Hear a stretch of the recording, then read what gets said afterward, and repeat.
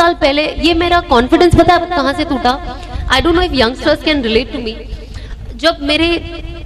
जो मैं काम करती थी तो मेरे एक मुस्लिम फ्रेंड थे और ऑफ कोर्स नॉन मुस्लिम, सभी मिक्स फ्रेंड ग्रुप होता है। तो मैंने कहा मैं इनको तो डिस्कस नहीं कर पाऊंगी, तो मैंने मेरे एक मुस्लिम जो दोस्त है, मेरा भाई जैसा है वो, तो मैंने उनको बोला कि यार जो भी है, जो मैं कर रही हूँ ना, भले सक्सेस नाम हो रहा है जो भी, पर मैंने कहा यार ये हराम की कमाई है, मुझे नहीं पता कि मैं इससे बाहर कैसे हूँ, मेरी हराम की कमाई को मैं हलाल कैसे करूँ। एंड आई रिमेम्बर मेरे दोस्त ने मुझे बोला था कि ऐसा नहीं होता है, तुम तो कितनी मेहनत कर रही हो, और आई एम श्योर ये बहुत, आई डोंट नो, पर ये बहुत लोगों के साथ होता है, ट्रस्ट मी। और ये एंटरटेनमेंट से रिलेटेड नहीं है, जरूरी नहीं कि आप एक्टिंग करो, आप जिंदगी में कुछ भी काम में आपका इनकम में हेरा फेरी हो सकती है। सो उन्होंने मुझे कहा कि यार आप तो लेकिन कितनी मेहनत करके कमा रही हो, ऐसा तो है ना, और आप कुछ गलत नहीं कर रही हो। मैं समझ गई, मैंने कहा मुझसे बात नहीं करनी है मुझे, क्योंकि ये मुझे और हराम 10 टाइम्स इंटू 10 टाइम्स हो जाएगा मेरा।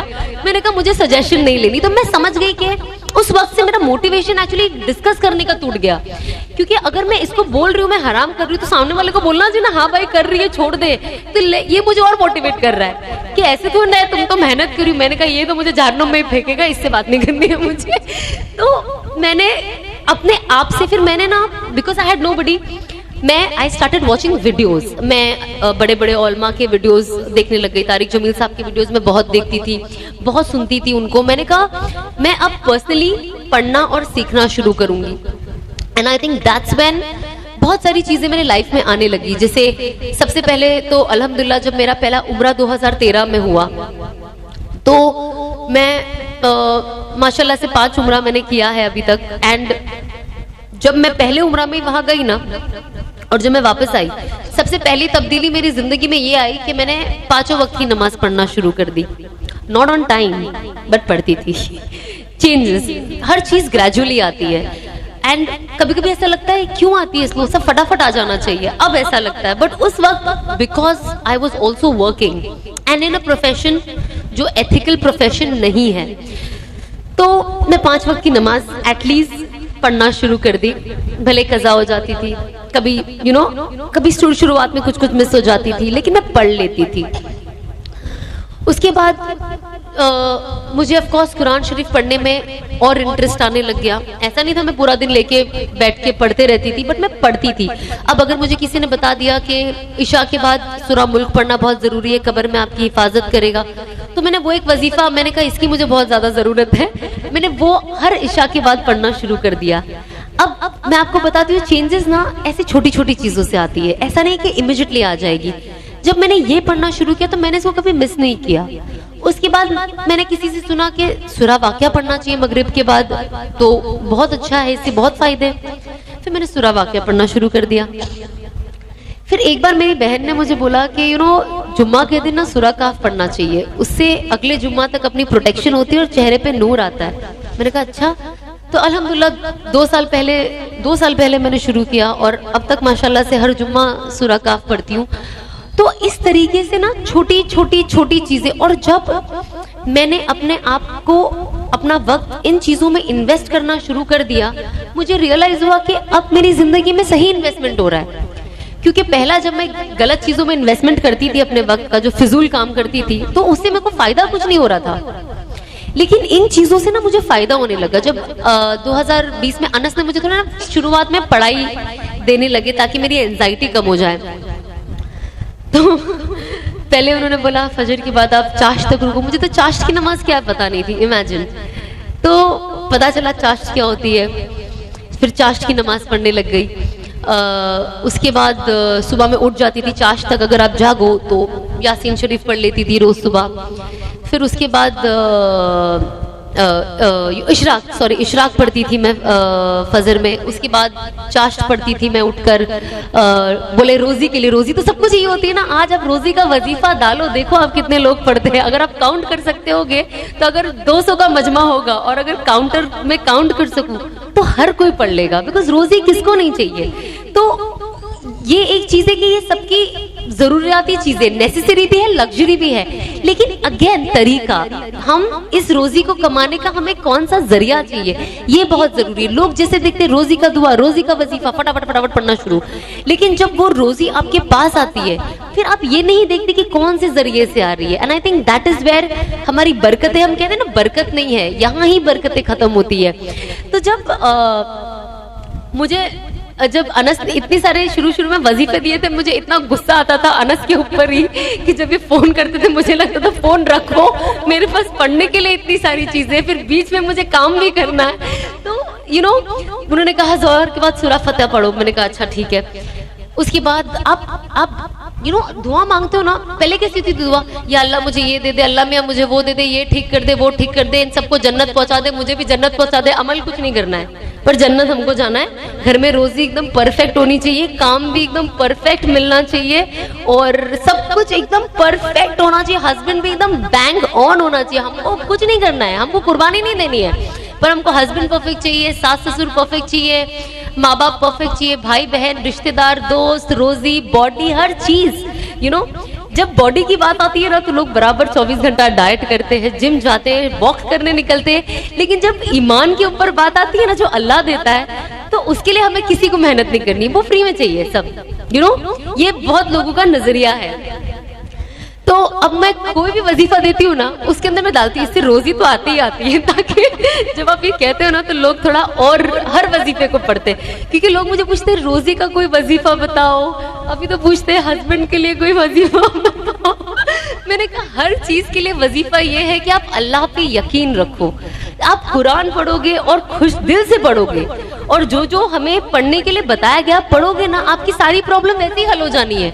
आपको कोई तावीज दौरे की जरूरत नहीं है, कोई बाबा के पास जाने की जरूरत नहीं है, किसी को बोलने की जरूरत नहीं है कि आप ये कर दो, कोई चढ़ावा चढ़ाने की जरूरत नहीं है। जो आज प्रॉब्लम है, हम नमाज नहीं पढ़ते, लेकिन जब हम किसी को देखेंगे, अरे प्लीज मेरे लिए दुआ करना, अरे तुम खुद अपने लिए कर सकते हो। जब इंसान दुआ तो हमें तो करना फर्जी है, लेकिन खुद भी तो करना पड़ेगा ना। जब आप कुछ करोगे नहीं, दूसरा वाला ही दुआ करता रहेगा, तो अल्लाह तो उसकी दुआ उसके हक में कबूल करेगा। तो जब जैसे जैसे टाइम बढ़ता गया, तो शुरुआत में अनस को कहती थी, अनस इतना पढ़ने को है, इतना पढ़ने को है कि मैं थक जाती हूँ, मेरे पास टाइम नहीं है। और मुझे रियलाइज होने लगा कि मेरे टाइम में ना बरकत ही नहीं। मैंने कहा मैं ये पढ़ूंगी तो मैं काम कब करूंगी। जो मेरा एक क्लिनिक है, मेरा क्लिनिक एक है, स्किन केयर मैं करती हूँ, तो मैंने कहा यार ये सब कब होगा। आप यकीन नहीं मानोगे, आज मैं वही सारी चीजें पढ़ती हूँ, पर अल्लाह ने इतनी बरकत दी है वो टाइम में कि अब जब मैं सोचती हूँ कि एक वक्त था कि मुझे लगता था कि मेरे पास वक्त ही नहीं है, और अब मैं सब पढ़ लेती हूँ, मेरे पास फिर भी वक्त होता है। तो ये सारी चीजें विद प्रैक्टिस आती है। हर चीज आप प्रैक्टिस करोगे तो प्रैक्टिस के साथ आती है, लेकिन of course belief is very important. जैसे कि मैं हमेशा जब मेरे आसपास के लोग होते हैं, जब मुझसे इन सारी चीजों के बारे में पूछते हैं, मैंने कहा मैं यही कहती हूँ कि आपका यकीन होना बहुत जरूरी है। लोग क्या करते हैं ना आज की तारीख में, ये मेरा सब भी मसला था कि हम अल्लाह पे यकीन रखते हैं, हम कुरान पे यकीन रखते हैं, पर हमारा दिल ना 100% यकीन नहीं करता है। आज हम बोलते हैं ना अल्लाह बेहतर करेगा, लेकिन हम वो ना 50% बोलते हैं, 100% दिल से नहीं बोलते कि अल्लाह बेहतर करेगा। हम 50% ना मखलूक के ऊपर छोड़ देते हैं कि नहीं यार अल्लाह बेहतर करेगा यार, लेकिन पर मैं ये इंसान पे कितना डिपेंडेंट हूँ। तो ये चीज ना मेरे अंदर भी बहुत पहले थी कि मुझे ऐसा लगता था कि मेरा तवक्कुल ना अल्लाह से ज्यादा मखलूकों में हो गया है, कि अल्लाह से 10 मिनट में मांग लेती हूँ, लेकिन सामने वाले मखलूक को तो 1 घंटा पटाती हूँ मैं, ये कर दे भाई, वो कर दे, प्लीज प्लीज मेरा ये काम हो जाए। उसके लिए 4 दिन पहले फील्डिंग करती हूँ कि 4 दिन पहले से मैं माइंड सेट और माइंड बनाना रेडी करूंगी, तो शायद ये इंसान मुझे काम दे दे या मेरा काम हो जाए। एंड आई रियलाइज कि अगर आप सेम चीज अल्लाह के साथ यूज करो तो आपको तो डबल बेनिफिट होगा ना, क्योंकि अगर अल्लाह राजी तो आपको दुनिया में हर चीज मिल जानी है, साथ ही साथ आपकी आखिरत बन जानी है। और कहते हैं ना जिसका रिश्ता अल्लाह के साथ अच्छा हो, अल्लाह उसका रिश्ता मखलूक के साथ अच्छा कर देता है। मतलब आज जब मैं आप लोगों को देखती हूँ, आज आप लोगों के अंदर ना मुझे दिली मोहब्बत दिखती है मेरे लिए, जो मुझे पहले लोगों में नहीं दिखती थी। मुझे लगता था सब मतलब ही है, मेरे अंदर भी वो फीलिंग थी, मुझे लगता है सब मतलब के लिए आए, कोई किसी को कोई लेना देना नहीं है, आज आए कल अपने को पूछने भी नहीं वाले। और ये होता है जब आप दुनिया में इतना दुनिया से अटैच होते हो ना, तो अल्लाह आपको, जो लोग भी आपकी जिंदगी में आते हैं ना, वो दुनिया वाले ही होते हैं, जो आपसे दुनिया का जितना फायदा उठा सकते हैं वो उठा लेते हैं। उसके बाद आप डिप्रेशन में मरो, एंजाइटी में मरो, सुसाइड करो, क्योंकि जब मेरा वक्त आया बुरा, तब मैंने देखा कौन था मेरे साथ। तो आप रियलाइज करते हो कि ये लोग लॉन्ग लास्टिंग लोग नहीं हैं, इनका वक्त हो। आज जैसे एग्जाम्पल, जब आप एक्टर होते हो तो बहुत सारे लोग ये ले लो, वो ले लो, वो ले लो। अब जैसे सबको पता, अच्छे अच्छे दोस्त जो मुझे डिजाइनर क्लोथ्स देते थे, जो दोस्ती दोस्ती में देते थे, हम तो सिर्फ दोस्ती में देते हैं, प्रोफेशनल लोग तो प्रोफेशनली। लेकिन आज जस्ट बिकॉज मैं हिजाब पहनती हूँ और I don't see them coming to me, so वो मोहब्बत कहाँ गई? अगर वो सच्ची मोहब्बत होती तो आज भी आती ना। तो चीजें मैंने चेंज होते हुए देखी हूँ। मैंने ये 1.5 साल में अपनी जिंदगी में लोगों को बदलते हुए भी देखा है, अच्छे से दूर जाते भी देखा है, और दूर से नजदीक आते हुए भी देखा है, और जाकर वापस आते हुए भी देखा है। तो ये चीज ना आपको अल्लाह ही बताते हैं, और जब आप इसमें यकीन करते हो ना, तब आप वो देखते हो। तो आज मैं बहुत चीजें अपनी जिंदगी में ऐसी एक्सपीरियंस करती हूँ जो मैंने पहले कभी नहीं की थी। मैं अनस को वही बोलती हूँ कि जब आज मैं बाहर जाती हूँ, लोगों से मिलती हूँ ना, मेरे अंदर उनके लिए मोहब्बत होती है जो पहले नहीं थी।